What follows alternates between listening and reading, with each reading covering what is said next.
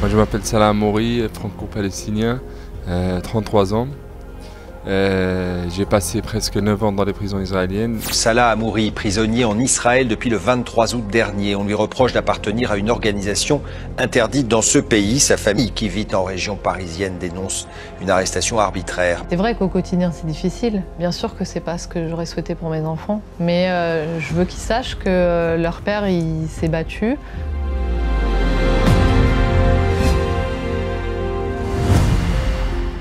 Salah Amouri est un avocat, il est franco-palestinien, sa maman est française et son papa est palestinien.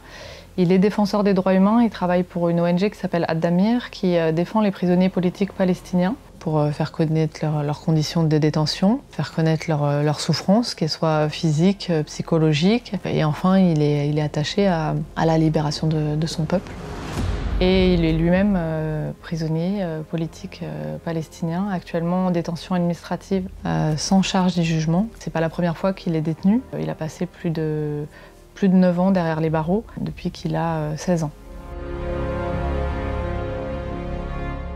La première fois que Salah a eu, on va dire, affaire aux autorités israéliennes, c'était pendant la seconde intifada. Lui, il était un jeune, il participait aux manifestations qui étaient organisées. Il a reçu une balle dans la jambe, qu'il a toujours d'ailleurs dans la jambe. Ensuite, alors qu'il était encore étudiant, il avait été arrêté et accusé d'avoir distribué des tracts. Donc il avait été mis en détention plusieurs mois pour ça. Et une nouvelle fois, toujours au cours de ses études, il avait été arrêté, mis en détention administrative, donc quelques mois, sans charge ni jugement. Donc il n'y avait pas de motif à son incarcération. Et bien, en mars 2005, un moment où il était en voiture, il passait un checkpoint, et là, il a été de nouveau arrêté, et cette fois-ci, il a été inculpé. Les autorités israéliennes lui reprochaient d'avoir eu l'intention d'organiser l'assassinat d'un homme politique d'extrême droite israélien suite à des dénonciations qui ont été faites lors d'interrogatoires violents. Et jamais au tribunal, personne ne s'est présenté pour redire ce qu'ils avaient avoué lors de leurs interrogatoires violents. Lui a toujours nié ces faits. Aucune preuve n'a jamais été fournie. À cette époque-là, Salah, il a plaidé coupable. C'est quelque chose qu'en France, on peut avoir du mal à comprendre parce qu'on n'a pas ce système. Le plaidé coupable en Palestine est utilisé pour faire un marchandage de peine, en fait. Et en l'occurrence, là, c'était s'il plaidait coupable, il était incarcéré 7 ans, et s'il plaidait non coupable, il était incarcéré le double. Le choix, il est vite fait, d'autant plus que c'est 99,6% des peines requises par le procureur contre des Palestiniens sont appliquées. Voilà, à l'époque, il est condamné à 7 ans de prison. Donc sa maman, Denise, qui est française, elle contacte à l'époque Jean-Claude Lefort, qui est mon papa et qui était président de l'association France-Palestine Solidarité. Il était aussi député. Il disait, voilà, il faut que la France défende ce citoyen qui est arbitrairement incarcéré. Et voilà, donc je faisais partie de ce comité de soutien. La France faisait rien. Donc elle s'est dit, tournons-nous vers la société civile pour faire grandir une mobilisation et faire connaître aussi le cas de son fils. Donc il a passé 7 ans en détention. Et il a été libéré le 18 décembre 2011. La mère et la sœur de Salah ont du mal à contenir leur émotion. On était contents de pouvoir le voir, de le toucher, parce que ça fait longtemps que ça ne nous était pas arrivé. Bon, en même temps, on a eu des larmes, parce que c'est normal, c'est très émotionnel aussi. Voilà. Il décide de changer de cursus universitaire et de faire des études de droit, puisqu'il veut devenir lui-même avocat. Et Salah, il est venu en France à partir du mois d'avril pour remercier, rencontrer les personnes, les militants, mais aussi les élus. Il y a des municipalités qui l'avaient fait citoyen d'honneur. Je suis là pour le remercier, pour faire leur connaissance, d'être avec eux. Parce que moi, je savais qu'il existait un grand soutien ici. Alors, je suis là pour connaître les gens du près, de les remercier et surtout de témoigner les ans d'emprisonnement et la souffrance des prisonniers politiques. C'est à ce moment-là qu'on a fait connaissance. Voilà. Il y a eu 2 ans entre le moment où on s'est rencontrés et le moment où, effectivement, j'ai décidé d'aller vivre à Jérusalem. On s'est mariés à Jérusalem et on habitait ensemble. Et à l'époque, j'étais enceinte et je me suis dit que c'était l'occasion, puisque ça faisait 2 ans que je n'étais pas sortie du territoire, de venir passer quelques jours en France. Et à mon retour à l'aéroport de Tel Aviv le 5 janvier 2016, j'ai été arrêtée. Et au début, donc ils ont pris mon visa, ils ont mis des tampons où il y avait écrit Denied. Voilà, c'était aussi simple que ça, en me disant on vous accuse d'immigration illégale. Ça, c'était la première excuse. Après, on m'a dit que j'étais un danger pour la sécurité de l'État d'Israël. Voilà. Donc on m'a conduit en détention 3 jours et au bout de 3 jours on m'a mis dans un avion pour rentrer en France. La détention en elle-même n'était pas agréable parce que d'autant plus j'étais enceinte, on me refusait l'accès à mes médicaments, la nourriture n'était pas adaptée, mais bon, c'était 3 jours et quand on est marié à quelqu'un qu'à l'époque il avait fait plus de 8 ans de détention, qu'on rencontre des Palestiniens qui ont fait des années de détention, 3 jours, c'est rien du tout. Mais c'est pas la détention en elle-même qui était difficile, c'était les conséquences de cette détention. C'est-à-dire qu'à ce moment-là, j'ai compris que j'allais pas pouvoir rentrer en Palestine. Ça, c'était la première chose. Que mon fils n'allait pas pouvoir naître à Jérusalem et donc il ne pouvait pas bénéficier de ce statut de Palestinien de Jérusalem puisque c'est un statut qu'on n'obtient pas par filiation, il faut être sur place. Surtout, je réalisais que, aussi bien moi, mais cet enfant à naître, on était utilisés pour faire pression sur mon mari. C'est-à-dire, maintenant, voilà, ta femme et ton fils, ils sont en France, à toi de faire un choix, quoi. Nous, idéalement, on aimerait vivre en famille à Jérusalem. C'est ce qu'on souhaitait faire avant de créer une famille. C'est notre droit. Salah est palestinien de Jérusalem, donc sa femme et ses enfants ont le droit de vivre avec lui à Jérusalem. Si Salah se pliait à leur chantage odieux, c'est une victoire pour eux parce qu'il perdrait son titre de résident à Jérusalem et puis il ne pourrait plus jamais remettre les pieds, même pour aller voir sa famille. Il choisit de rester vivre là-bas et je le soutiens dans son choix parce qu'effectivement, c'est éminemment politique de céder ou de ne pas céder à ce genre de chantage. Et donc, il vient régulièrement en France pour nous voir, mon fils et moi. À chaque passage de la douane, il est mis sur le côté. Ses bagages et lui-même sont fouillés plus que les autres. Il est interrogé. On lui dit clairement à chacun des passages, que ce soit pour venir ici ou pour repartir, si tu vas vivre en France, on va te lâcher, mais tant que tu restes ici, tu vas souffrir. Mais il est plus fort que ça, donc il passe la frontière et puis le bonheur de se retrouver est plus grand que la contrainte de l'interrogatoire. Il devait nous rejoindre fin août 2017. Et une semaine avant, il a été arrêté. Salah Hamouri a toujours estimé avoir été un prisonnier politique. Depuis sa libération en 2011, il l'affirme en toute occasion. Mais le 3 août dernier, il est retourné en prison. Motif, son appartenance présumée à une organisation interdite. Son épouse française dénonce un acharnement du gouvernement israélien. Cette fois-ci, il y a eu une mise en détention administrative. Donc c'est une détention sans charge ni jugement.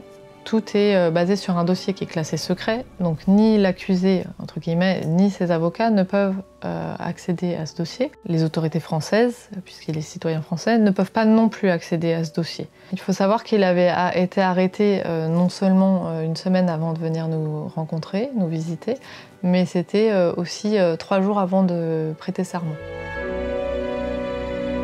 Alors à l'époque, notre fils, il était petit, donc je ne lui avais pas expliqué tout ça. J'avais pendant 13 mois fait vivre son papa par des photos, on lui faisait des dessins, voilà. Et c'est vrai qu'au quotidien, c'est difficile, Mais Salah avait fait une interview quelques jours avant de se faire arrêter. Et il dit, bien sûr que c'est pas ce que j'aurais souhaité pour mes enfants, de vivre loin, loin de moi, loin de leur patrie, d'essayer de construire une relation par téléphone interposé. C'est pas ça que je voulais. Mais je veux qu'ils sachent que leur père, il s'est battu. Permettez-moi de remercier d'abord toutes les militantes et tous les militants, les organisations qui composent le comité de soutien 13 à Salah Hamouri. On remobilise et la mobilisation grandit au fil des mois, puisque je pense qu'à chaque détention, il est bien clair que c'est un acharnement politique. Et nous sommes en ligne avec Salah Hamouri. Bonjour, merci beaucoup d'être avec nous en direct ce matin. D'abord, quel est votre état de santé après 13 mois de détention? Bonjour, merci pour vous déjà. Ça va après 13 mois malgré la difficulté de la prison. Au niveau de la santé, ça va. J'ai tout fait pour garder un bon moral et une bonne santé en prison. Il est libéré en septembre 2017, sans plus d'explications que pourquoi il avait été en détention. Il le libère, alors c'était une libération comme à chaque fois, sous condition. Donc il avait une liste de personnes qu'il n'avait pas le droit de rencontrer. Il avait une caution à payer et il n'avait pas le droit de faire une fête pour célébrer sa sortie. Donc une fois libéré, Salah prête serment. Donc il devient officiellement avocat. Ça, c'était la première chose qu'il a fait. Et puis ensuite, on reprend les allers-retours réguliers. Aujourd'hui, Salah et Elsa ont encore des obstacles à franchir. C'est seul que Salah Hamouri s'apprête à rentrer chez lui à Jérusalem-Est, laissant ici sa femme et son fils, toujours interdits d'accès en Israël. Après de nombreux mois de fermeture de la frontière israélienne, Salah vient pour les vacances d'été. Enfin, il veut venir. Il a un billet d'avion. Et il est arrêté au moment où il va faire un test PCR. Il est dans un centre médical et il se fait arrêter. Et donc ils l'ont gardé une semaine, sans motif, et clairement pour lui faire louper son vol. Te réjouis pas trop d'aller passer des bons moments avec ta famille après quelques mois sans les avoir vus. Nous, on est toujours là. Donc il est libéré au bout d'une semaine, et puis on achète un nouveau billet d'avion, il vient nous voir, on passe quelques semaines ensemble, et il rentre en Palestine. Et en septembre 2020, il est convoqué pour un interrogatoire à Jérusalem. Il y va, et là, on lui remet un ordre militaire qui stipule que son titre de résident à Jérusalem est révoqué. Début 2022, après y avoir échappé, Salah a le Covid. Là, il découvre que son assurance maladie a été suspendue. À cette période-là, il n'a plus le droit non plus de passer un seul checkpoint. Donc, il n'avait plus non plus l'autorisation d'aller travailler, puisque toutes les prisons sont situées sur le territoire israélien. Les tribunaux, c'est pareil. Donc, il n'avait plus le droit de travailler. Pas le droit de circuler librement, pas le droit de se soigner, et du coup, il risque l'expulsion vers la France. Sauf que quelques jours avant qu'il ait cette mauvaise nouvelle, je lui avais annoncé une bonne nouvelle, c'est que j'étais enceinte de notre second enfant. Nous, on avait en tête une date à laquelle il fallait absolument qu'il soit en France pour la naissance. Et donc pendant toute la grossesse, on n'avait aucune certitude sur le fait qu'il puisse venir. Et il a obtenu une autorisation 2 jours avant la date du terme. Mais ça a été une grossesse de stress aussi bien pour lui que pour moi. Où il imaginait que son second enfant allait naître sans lui. Donc après, il est rentré en Palestine quelques jours après la naissance. Et depuis, donc c'était en mai 2021, et on ne l'a pas revu depuis.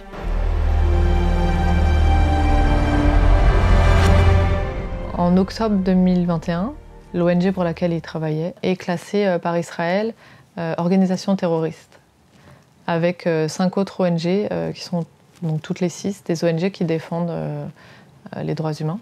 en Palestine et qui font un travail remarquable et qui sont reconnus à l'international. C'est clairement une démarche pour affaiblir la société civile palestinienne et les défenseurs des droits humains. Le 7 mars 2022, dans la nuit, les soldats israéliens sont venus. Ils ont explosé la porte de l'appartement. Salah s'est réveillé entouré de fusils et de soldats donc, qui venaient pour l'arrêter.